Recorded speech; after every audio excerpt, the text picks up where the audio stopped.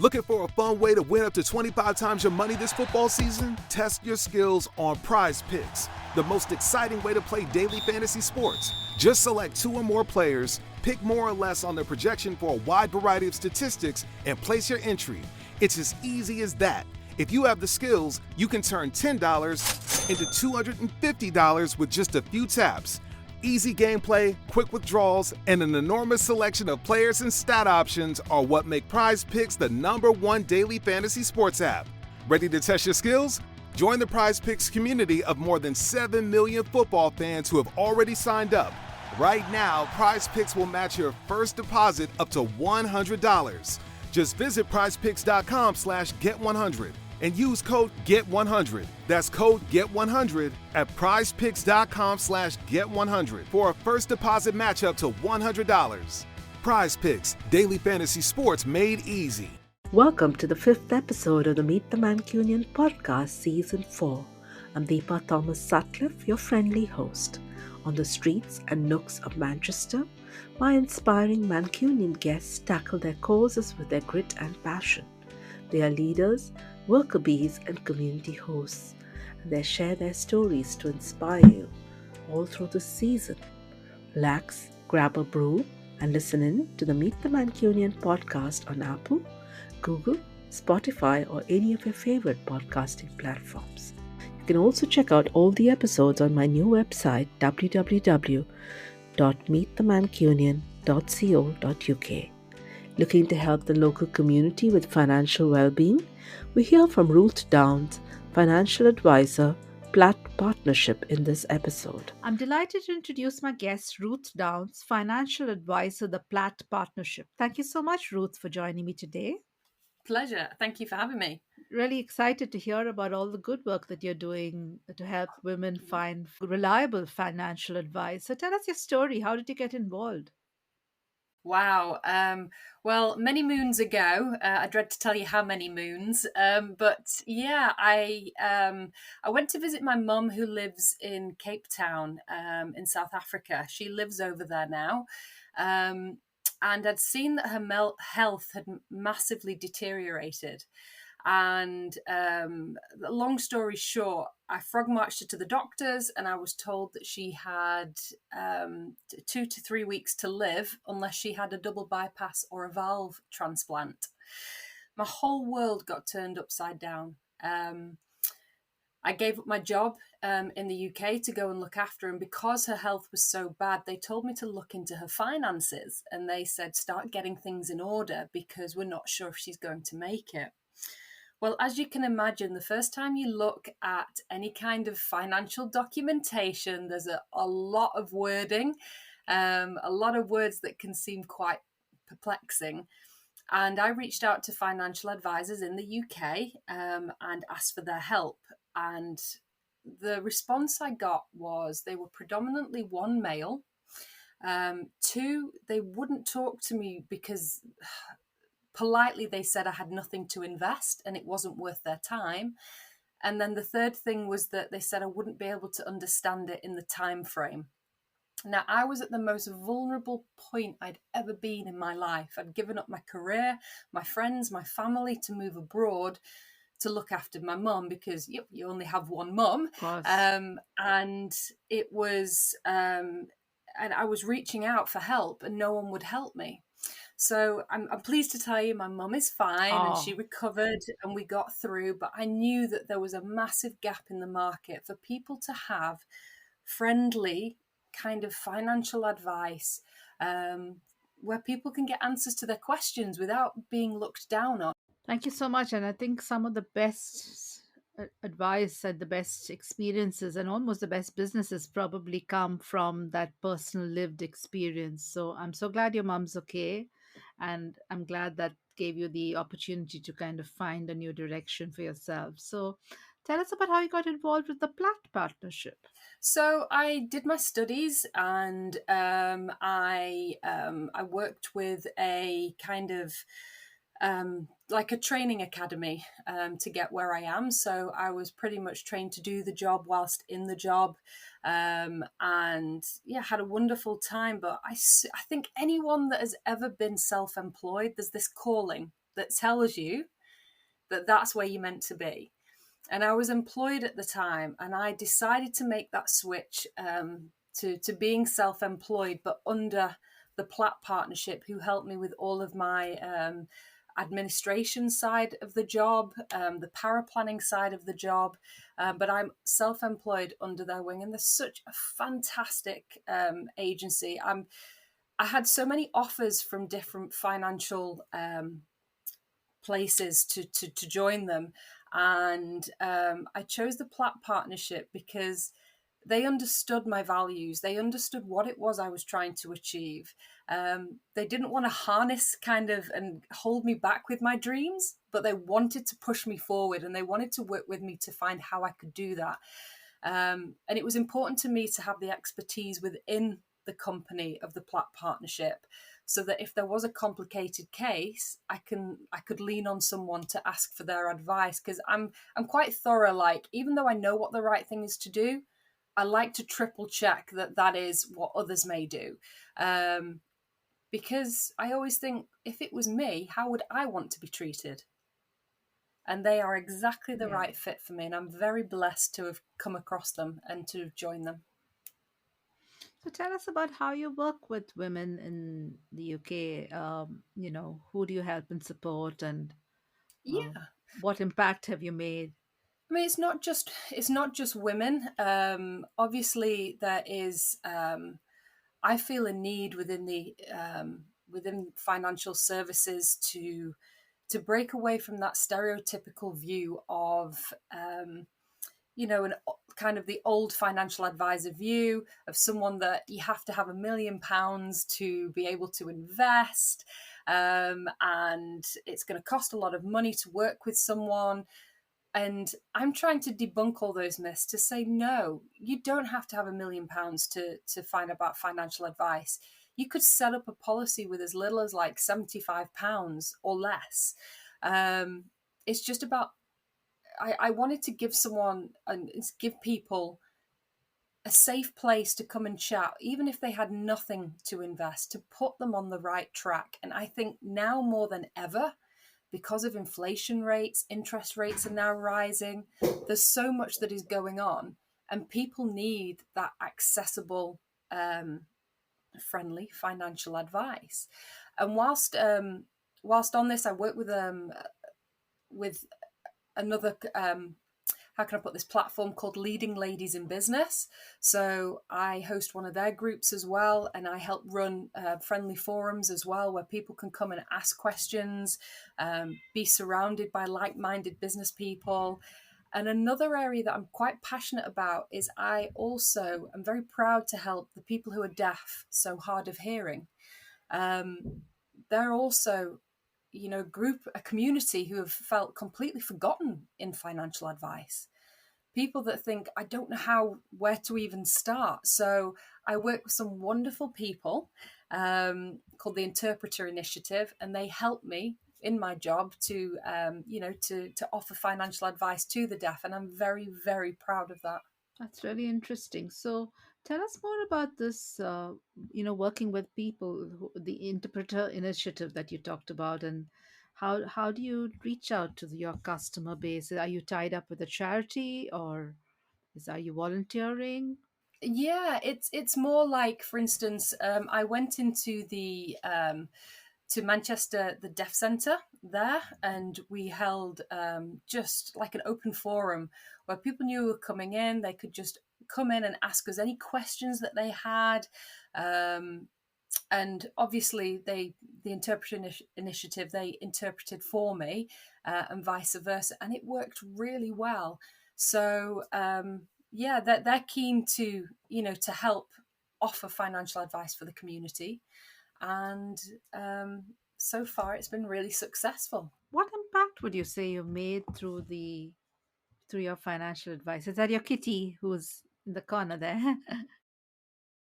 Oh gosh, yes. There's a young kitten who's terrorizing the whole place at the minute. But yeah, I'm very passionate about. I love animals, so Oh, um, yeah, he wants to get involved. He loves coming onto these calls. So the impact that I feel I've made is breaking down barriers. letting people know that they don't have to be afraid or nervous or feel like they don't have the knowledge to speak to somebody about financial advice. I couldn't come into your job and do what you do, or and vice versa. So yeah, I always say there's no such thing as a silly question. And the amount of people that come off the call that I have with them and just feel like a weight has been lifted, I do help change people's, view of finances. And that's my main goal, is I want to change the way that financial advice is viewed, to let them know that there are people that genuinely care, who would treat their money as if it was like my own. And yeah, help. And I love to do that. I think everybody needs a friendly word of advice, doesn't it? And not given in a very legalese manner. So kind of given in a layman's speak, or a common woman's language. So It's like I describe pensions to my clients as in, oh, I could go on about portfolios and asset classes and all the rest of it. But instead I go, okay, so where are we going to put your money is essentially in, think of it like, I mean, I don't follow football, but for instance, we could just use that analogy of like the Premiership League. You have the Premiership League, and that is where all your money kind of is sat. And then within the Premiership League, you have your teams. So you've got Man United, Liverpool, Everton. I think that's about all that I can remember of football teams, but you have many more that go in. And those are kind of your funds. And then within your funds or your football teams, you have players. So all the individual players that go in, and they're kind of your assets. So like your cash, your property, your shares, and that's what makes up your portfolio. And people go, wow, okay, I get it now. Even if they don't follow football like me, they go, I understand it. So then I go, okay, so now we need to understand how much risk you would like to take, or how little risk you would like to take. And then we work together to find a solution. I always say, I never tell my clients what to do, but I give them their options, and then we work together to find what is going to be best for them and their families. there must be challenges along the way that you're facing on this, on this journey of yours, and the goal of making financial advice friendly and easy to understand. So, what are those challenges, and how have you managed to overcome? Oof, that is a fantastic question. It's been tough. And it's like in everyone's lives, we always come up against challenges, and you've got to have that inner belief that this is your calling. This is something that you're meant to do, no matter how shaky the ground may be. And I remember when I first qualified, I was so young and fresh, and I was out networking and speaking to as many people as possible. And I got on a call with someone who was quite senior within a networking, shall we say, group. And I don't want to mention which one, but there was me and another financial advisor on the call. And pretty much me and this other financial advisor were like competing against the same, to get the same place. And he was absolutely lovely. But then the gentleman that was running it, he basically turned around to me on the call, and he told me that there was no place for women in finance. And he openly kind of said this and was like, you'll be lucky to work anywhere, let alone to kind of get into this group.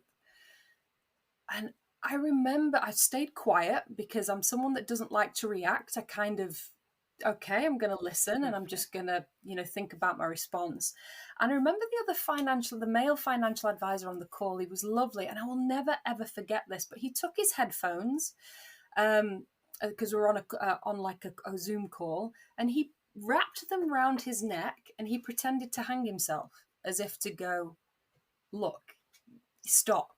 And the guy was like, oh, no, I didn't mean it like that. And I just went, I think you've said enough. I said, you don't think that there's meant to be a place for women in finance? I was like, just watch me. Because thank you, you've spurred me on to continue to be on this path, and to tell me that there is a role for women in finance because of people like you. And that was tough. I thought about that for a long time. I got very angry after the call. And then, Of as we course. all do, we analyze it. And then I decided, yeah, I'm gonna use this as fuel to power me on, to know that there is. And I've had it from the other side as well. I have to say, I've had women that have kind of come to me, and have then they've kind of been come. How can I put this? From the previous company I was at, there was like a client base where we would all get allocated different clients. And I got allocated this one lady, and she hadn't even spoken to me, but she told me, if it's okay, I'd rather a male financial advisor. So it's not just one way, it's both. And I think there's still things that shock me about the old fashioned view that men should be handling finances, and that's the way it should be. Whereas some of my clients are divorced women who have no idea where to start, and have come out of bad relationships and want a female to help them, to guide them, and to have that, is a different energy that you deal with. So I definitely think there's a market there, and these are the challenges that I do come up against every day. And I feel I have to work twice as hard to be in this industry to prove myself, but that makes me really, really good at what I do. So I'm happy to continue with that. That's a very positive attitude to stereotyping and taking it as a good challenge to, prove yourself and to show the difference you can make. And absolutely go for it, Ruth. Shine on. I always believe that, women and men can do anything they want to. Exactly. And it's really in your mind. As long as you're up for it, the sky's the limit, isn't it? It's hard. You have to practice every day a growth mindset, and it's not easy. Yes. And there's days when it's really hard. But I do believe that every experience that you have to let it empower you to move forward and to be better. And I always turn it around and go, how can I use that to make me a better person? And what can I learn for this? Because when you look inside to yourself, that's where the growth happens and where you can use it for positivity. Absolutely. Very positive way to look at this. Now, how can interested people reach out to you and learn more? So I do have a website. So it's just my name, which is www.ruthdowns.com, and it's DOWNS. There's no E in it. So you can have a look on there, and it gives, once again, a bit of background about how I got started. And I also created it because I think finance is a very personal journey. My clients tell me a lot about themselves, their lives, how they had their relationship with money, which often starts with when they were at school. So I wanted to kind of do something for that, for others that might be looking to know who they're going to work with. So I created this website, and it's got bits about me as well, about what I like to do in my own spare time, how I got into this, and how I help my clients, as well as testimonials that I've done. So they can reach out, pretty much by any medium. LinkedIn, obviously it's my name. You've got Instagram. I help a lot of veterinarians as well. I would have loved to have been a veterinarian in another life, but I am too emotional around animals. So, like, even when my cat goes for a checkup, I have to leave the room. I'm like, no, I can't deal with this. You're going to have to deal with it. And so I think the next best thing is to be able to help veterinarians and people who care for animals, and help them with their financial journey. I think if you love what you do, you will never work a day in your life. And often I do 12, 15-hour days. And it's like my fiance is like, come on, Ruth, it's time for bed. And I come in, I've got this beaming grin on my face. And I'm like, today's been so productive. I've really felt like I've helped a lot of people. And people come on the call so nervous, and then they come off feeling like this weight's been lifted. And that just, I'm getting all like passionate about it now, but it's a joy to be able to do, and to find your passion, and to find what your calling is, and to get so much enjoyment out of it. Truly, I can hear that coming right out of you. So that's great. Is there any volunteering that you do? Is everything that you do part of your business, or is there other things that you No, do? I do a lot of volunteering. Like the leading ladies in business, that's not mine. So I volunteer to kind of like host the groups. When I go into, like, for instance, when I was talking about Manchester Deaf Centre, that is going in and working with the Interpreter Initiative, and it's completely free service to go. It's what we call financial well-being workshops. So it's not necessarily with a specific charity, but it's my way of trying to give back to reach as many people as possible. Um, because especially with COVID and even pre-COVID, mental well-being is intrinsically linked with financial well-being. Um, and so many people wake up like worried about money, and worried about what they're going to do. So if I can go in and say, look, we were very British about it. We bury our heads in the sand, and if we don't look at it, it doesn't exist. So what my thing is to say, look, would you rather your finances take control of you, or would you like to take control of your finances by working out what goes where? And the first step is we fill in this financial questionnaire. They can fill it in alone, we can fill it in together.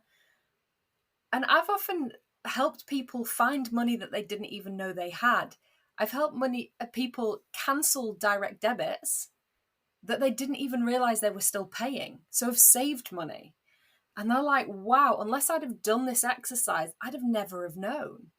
And they feel so much better. So I do a lot of financial well-being in the workplace, where I go in and I speak to employees from all different backgrounds, all different types of companies, and especially focusing on obviously the deaf community now, and helping them know that they have access to friendly financial advice from someone that they can trust. And obviously with interpreters, like I'll say, I'll come to you. You don't have to come to us. We'll come to an environment that you're comfortable in, and we can do this in your home. And often I advise with a member of their family or a friend or someone that's with them.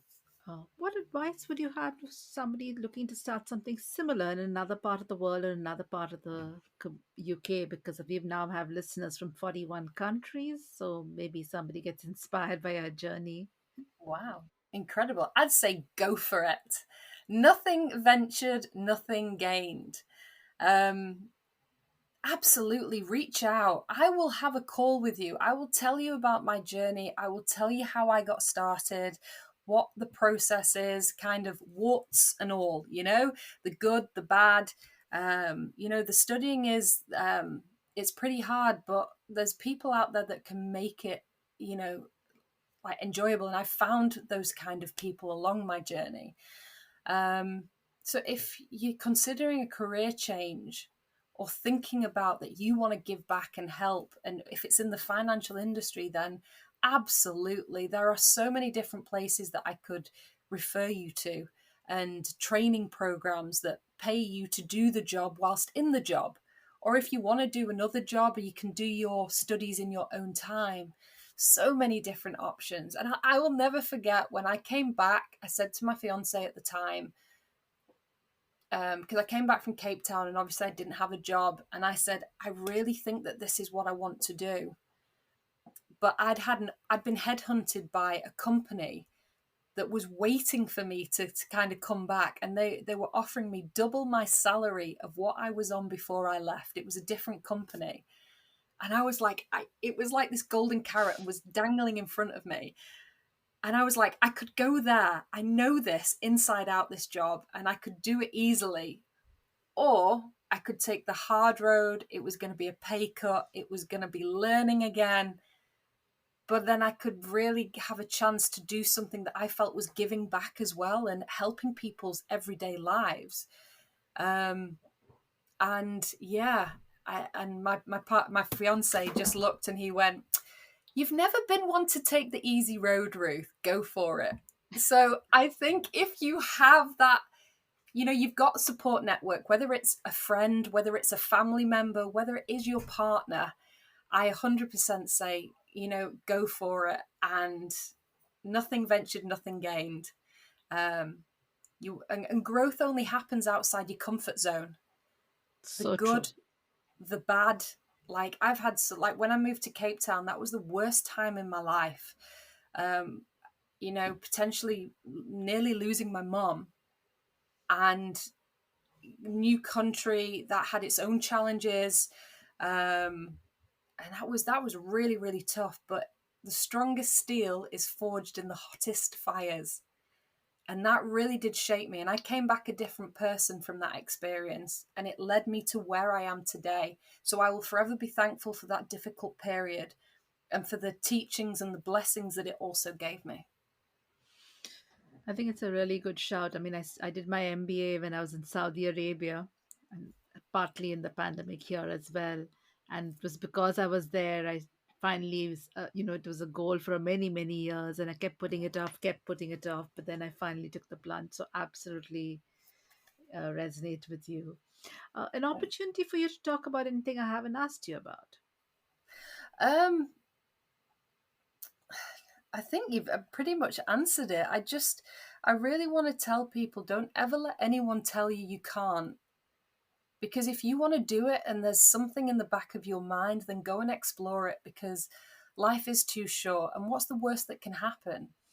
Because I wouldn't class it as you failed doing that, because you gave it a go and you realize that was something that might not have been your path. But when one door closes, another opens, and always try and have that positive mentality and surround yourself with people that you aspire to be like, or who you look up to, because that has been a big thing for me. Because doing this job, certain people fell by the wayside that I thought were really close because they didn't support what I was doing. But that opened it up for people who were super supportive to step in. And it has been a real journey, but it's been one that I wouldn't change for the world. And I'm so thankful. Thank you for sharing that. I'm going to go to my signature question that I ask all my guests. So, first of all, describe the Mancunian spirit in a word or a phrase. Oh, the word tenacious comes to mind. Like, I don't even know if that's the right word. It's a good word, I think. Yeah, Perseverance. yeah, very much so. Um, And one of my first guests said Mancunians are fierce. yeah, yeah, we have fire in our belly. I think everyone does. But Mancunians especially, we have a very strong, it's not community, I don't know what the word is. It's like we all kind of plug together. I'm very, very proud. We're very proud people. Proud of where we're from, no matter where I've been in the world. I'm glad your journey brought you back to Manchester. Can you share a Mancunian who inspires you and why? A Mancunian. My dad, I think, because he's got an MBE for services to the entertainment industry. So we've been to Buckingham Palace and we've seen that, but he's had businesses that he's opened and businesses that have failed and businesses that have done exceptionally well. He's reinvented, his career as times have changed, and he's always been very composed and a true businessman. So yeah, I really look up to him. I don't think he knows that. I hope he can listen to this podcast and hear that, because shout out to your dad. He sounds wonderful. What's the most important life lesson you've learned? Um, that every single thing that happens to you, there's a reason for it, and you just have to don't look out. Always look what your lesson is. and how you can do better. So like, don't place blame on others. Always turn it round and think, right, if I was in that situation again, what would I do differently? And never let anyone tell you can't. I love my family, but there's only one person in my family that I think believed that I could get to where I am now. And they're all, even they admit it now. They go, "Oh, I didn't think you'd make it all the way through." And it's like, just have that belief and just listen to your inner gut. Thank you for sharing that. It's a great life lesson, because I think that inner belief or that self confidence, it can take you places, because you keep yourself going when maybe others around you aren't as confident. I have to say, I'm not necessarily a very confident person. And, I'm saying this because I'm forgetting that there's going to be tons of people listening to this. But it's more like we're just having a conversation. So I don't want people to think, oh gosh, she sounds really confident, she knows what she's doing. I really like, I mean, obviously in finance, I know what I'm doing. But every day is a lesson. And I always think, what can I learn from what I did today, and how can I make that better? That growth mindset. And it's something I have to work really hard at. So everyone that's listening can do it. Thank you. And I believe that too. If you could have one superpower, what would it be? I myself and my fiance, he asked me, we always have these kind of random questions, and I can never answer that. I think my superpower would be to heal people. I would love to be able to and animals. Oh, or speak to animals. I don't know. There's so many. Yeah, I think I would love to be able to heal people's pain, um, and help them, or yeah, or speak to animals. I know that's two. That's being greedy. I'm sorry. I didn't know. I don't know. I'm gonna gift you two, because I love animals too. So that sounds really nice, and hopefully that kitten and you can have a long chat later. It'd probably just be feed me now. That's what it would be. And play with me, isn't it? Yeah. Is there a funny story you'd like to share with listeners? Maybe something from your work or something from being in Manchester? Oh, I'll never forget a client once, and she's one of basically one of my closest friends, and she waited till I qualified. But God love her. She there's Have you heard of individual savings accounts, also known as ISAs? Yes, I think I've seen something like that from Santander once in a Yeah, you while. have cash ISAs, and you have like stocks and shares ISAs, but they're called ISAs because it's individual savings accounts, ISAs. And I remember we set this an ISA up for her. And I came to meet her, and she was like, right, so we're invested in ISIS and we're going to go and do these. And I was like, whoa, whoa, whoa, whoa, whoa. There's a big difference between ISIS and ISA. You're invested in ISA. And she was like, oh, right, yeah, Miss Me, and it was like, we obviously had a laugh. I was like, yeah, hope no one's listening to this. But yeah, it is an ISA. But yeah, it's actually spurred me on to kind of write a book to help beginners learn about finance, but do it with a comical kind of value, not just like, oh, this is stocks, this is shares, and actually share some of the stories that I'll have. But yeah, um, That'd be interesting. I'd love to hear about yeah, that. I'm just in the kind of final stages of writing it, and then I need to find a way to get it published and to look into it. But yeah, it's once again, I wanted to offer it to people who might not feel confident meeting a financial advisor, and might just want to kind of learn the basics before, and some of the terminology. So like have a glossary at the back with all the terms, so that if they go, I don't know what that is, and they can Yeah. turn to the back. And a very, very easy, simple guide to finances. Sounds great. And Ruth, you must let us know all about it. Thank you so much. This is all I have for now. So It was a real pleasure, and thanks so much for sharing your story. If you No, thank you so much for having me. Thank you. Ruth, I really enjoyed learning about helping the community with financial advice today. Dear listener, thank you so much for listening to the 5th episode of the Meet the Mancunian podcast, Season 4. I hope this episode and the podcast itself encourages you to follow your passions, inspired by the amazing Mancunian guests who feature here. Tune in every Tuesday for a new episode or log on to www.meetthemancunian.co.uk to listen to all the episodes and learn more about my podcasting story. Next week on Tuesday, 27 December 2022, the Meet the Mancunian podcast talks to Lauren Rose Green about helping the homeless.